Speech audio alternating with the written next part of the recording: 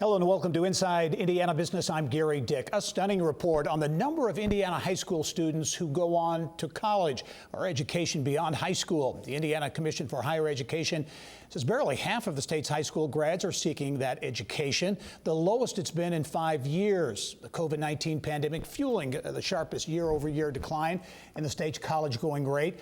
What is the impact for Indiana business and the future of the state's economy? And is there anything that can be done to reverse that trend? For some answers, I'm pleased to welcome back to the show Chris Lowery in his new role as Commissioner for the Indiana Commission for Higher Education. Chris, as always, thanks for joining us. Thanks for being here. These numbers, I said, stunning, and they really are. A 12-point drop from 65% to 53% over the past 5 years or so. How concerned should we be about these numbers? Gary, I think we have to be very concerned. We've been sounding the alarm on this. A 12-point drop. This is about affecting individual lives. It's about affecting employers being able to get the talent they need, and really our state to thrive. We have an incredible economy in our state, and we need people who are trained and educated in order to meet that. Yeah, such an important piece, that talent pipeline. We talk about it a lot. Mike Hicks, the economist from Ball State University, he weighed in on that and had some pretty pointed comments on Twitter saying it's really difficult to overstate the challenge that these numbers, hard to overstate how bad Indiana's long-term prospects become due to the low educational attainment. Basically, do you think that's an overstatement? Yeah, again, we're sounding the alarm. I noticed that Mike forwarded, passed on through Twitter a release that our team did last week. When you look at both the need of employers, the unemployment rates, we're at a 2.2% unemployment rate. But as you start to look into and dig into that, it really becomes differentiated. It's less than 1% for individuals with a bachelor's degree and higher. Yeah. But it's nearly 5 times that for someone with only a high school diploma. Mm-hmm. So, the supply and demand starts to speak into those numbers. What's driving this? What's driving this downward trend in the numbers? Yeah, you noted certainly the pandemic accelerated that in 2020, which were our most recently available numbers. But for some time, I think individuals, consumers have been questioning the value of training and education beyond high school, or, back to the college going rate.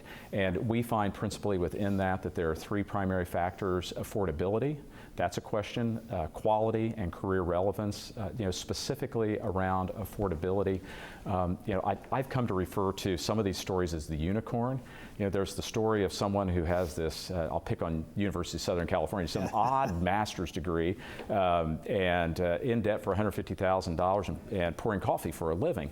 That's just not the normal. In Indiana, the advancement through levels of post-secondary education, through training and higher education, result in lower unemployment, higher wages, high net worth, and average debt is just substantially less than that. And by the way, Indiana's colleges and universities are a bargain and a good deal, if you will, a good value compared to other states. We're very competitive in that regard. And these colleges and universities here perceived very well outside of the state. We track a lot of out-of-state students. Yeah, our latest data say that out of 50 states, we are 14th best at attracting students from out of state, right? So the market speaks and says, hey, that's a good value in Indiana. By the way, most consumers don't know that over the last 10 years, when adjusted for inflation, our state universities and colleges are actually 1% below inflation with regard to tuition increases. Yeah. That's a big deal. How do you turn it around? Yeah, I think what you have to do is look to programs that are promising. We have the 21st Century Scholar Program here in Indiana since 1990. The percentage of those students going on to some form of education, college and so forth past high school is 81%. So 81% versus 53%. Targeted at low-income students, beginning in middle school, guidance and resources around them. The new Indiana College Core, which has been around for a couple of years, a block of 30 hours that a student can earn while in high school for free, transfer them to a state university and have a year complete.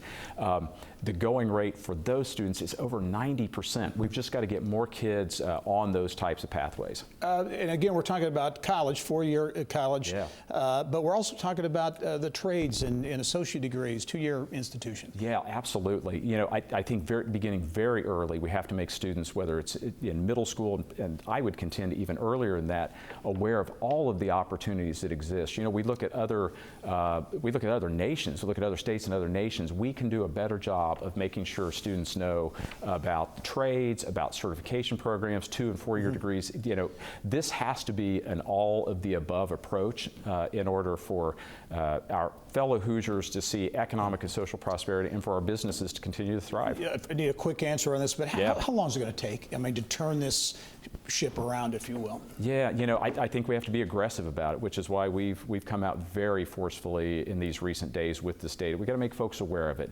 We've got to, it's got to be an all hands on deck. We've got to look at the very near term. Our team and I are looking at 1, 3, 5, and 10-year projections to say, where should we be? I believe firmly we've got to completely reverse the trend and go beyond that. So you talked about 65 down to 53%. We've got to get back to the 65 and beyond in order for Indiana to thrive. Chris Lowery is the state's Commissioner for Higher Education. Big issue, and I will be talking a lot more about it. Chris, thanks for joining us. Gary, thank you. All right.